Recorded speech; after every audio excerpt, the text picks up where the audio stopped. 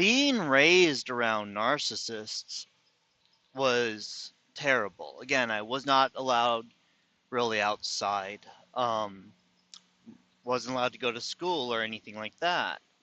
So the only contact I had was two extremely abusive parents. My dad a psychopath, my mother a sociopath, and my sister also a psychopath. And it was odd because even when I got older and got into the workplace, I worked at Brackett Airport. My boss, he was, now I understand, kind of narcissistic in the selfish way, but he was not a narcissist. I'm going to make that clear. Uh, but what was concerning is he was sympathetic towards others, but he was also very sympathetic towards those that caused victims harm. More sympathetic towards them than the victims. It's always been confusing to me, but always a red flag. And with these people, there's a type of selfishness there that when they teach a child, like what I was, as far as why you should be nice to others, the reasoning was always in case you need something from them someday, in case they get into a position of power and can protect you in some way.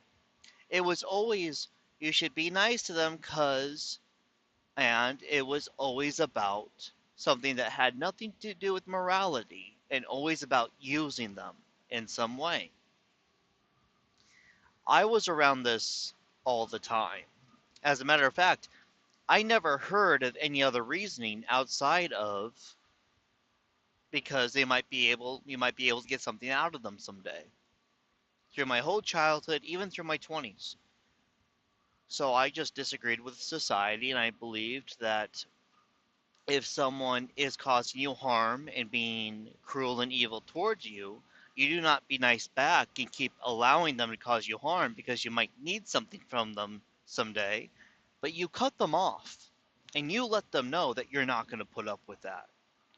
And if you never make friends that will help you, that where you can help each other get through the hard times, well then that's fine.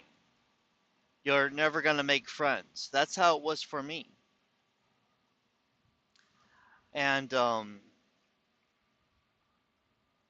I could never relate to anyone in my family because they were all like that. I worked at a place called Brackett Airport, and I could never relate to any of my coworkers or my bosses ever because they were so much like that. You see, what's happened is there are industries and there are workplaces that have been completely hijacked by narcissistic people. And they relate to other narcissistic people, so they just hire them. When I worked at the biggest oil company in the world, actually, a branch off of them, I had a boss that was extremely bad guy. His name was Mark. And Mark was extremely abusive and was always looking to steal and cause harm towards others, always making fun of people, always laughing at people. He was always so much smarter and better than everyone else. And he was a dimwit. He really was not very intelligent. He hired someone outside of the company, someone beside him hired me. And everyone really liked me, but I was bullied a lot. They brought on another coworker of mine. I worked with three total people, all hired by him. And they were all extremely abusive. They would all scheme together. And one thing he said that he liked about my coworker, a fellow truck driver, was how vile and cruel and disgusting he was, and how he understood that you don't have to be good at your job and to do well to move up. That, but that it's about screwing other people over and sabotaging them to make them look bad in order to make it look like like you're better than them in order to move up. And he said that he loved that about him. I was like, wow, that's a problem. but that was his last hire. Fortunately, he got fired a few years later for drug abuse. But it goes to show you that narcissists, though they tend to hate other narcissists, they will fill the workplace with them because they can relate to them.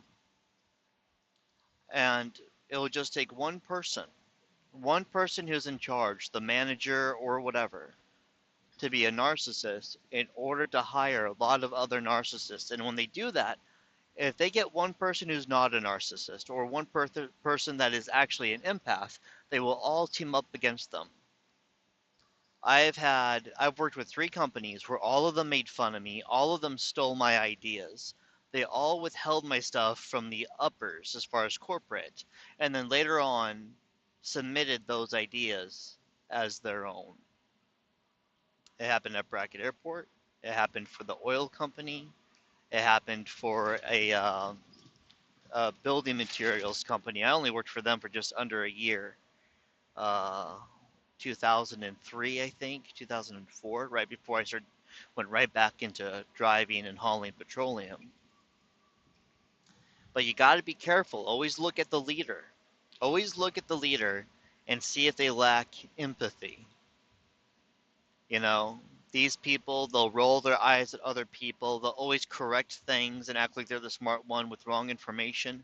And if you see that, there's no reason to do that to your life, because that type of personal type of attacks on the workplace will mess with you outside of the workplace, and you'll bring the workplace home with you.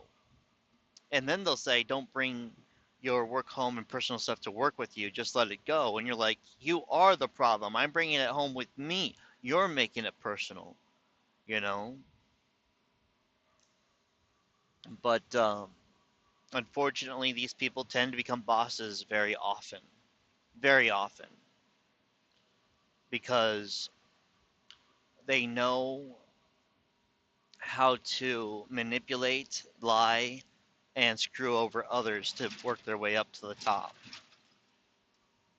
And for some reason, even though their performance shows they don't know what they're doing and they're going to have a lot of issues with their team, they'll give their bosses excuses or the owners excuses, and they'll never resolve it.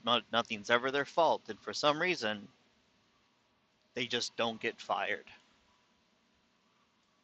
So be careful with these people. There are good people out there. There are good jobs out there where you can work for good people. I work for a company now where I just really like the owner and everyone within the company. So I'm very fortunate. But those companies are out there. Just so you know, I did leave this company a couple times. I left this company a couple times for other companies that paid a great deal more. But due to the being in the Midwest, narcissism out here is a lot worse. Well, this area of the Midwest. And what that did was it put me in a great deal of danger in these other jobs, these other workplaces, and I immediately had to get out.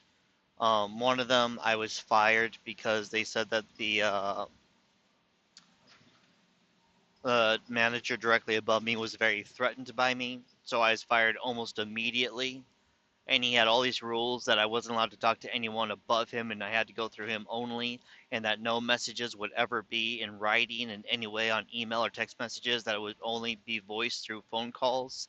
And then before I reported that to the uppers, I was already fired by him. I went up there later and just nothing. No one cared. Nothing happened. I think he was actually let go of. Another company was really bad. It was narcissistic. What were they called? I think they're called CS, Tank Lines, by Maryville, Indiana, and they were all on cocaine and all sorts of narcotics. They were falsifying their drug tests. I worked for them for under 2 weeks, and I quit after having a severe anxiety attack and not being able to walk. I got up one day at 2 a.m. I got to the truck and I couldn't move, and I realized that it was the anxiety of working for such a bad company, and I told them I can't work for you, and they blew up at me, sending me immature text messages, and I'm like, okay, it's a good thing that I avoided them. I actually turned them in for multiple things, and yeah, then there's one company when they hired me, and they said I was hired to be in the next morning, and no one was ever there. Nothing ever happened. They just never brought me in for training, and I never heard from them again after they hired me. I worked for them for free for I think 8 hours, 35 bucks an hour, and they just never paid me. They ignored all my calls, stuff like that. It's weird out here in Northwest Indiana. Stuff that you would never run into anywhere else in the world is just normal behavior to them here. All of those except the last one were very bad narcissistic leaders, you know. The last one maybe just drugs again, I don't know. But that's why it's important, you know. It's important to work for a company where you respect and you like your uppers. Otherwise, it could just destroy your life.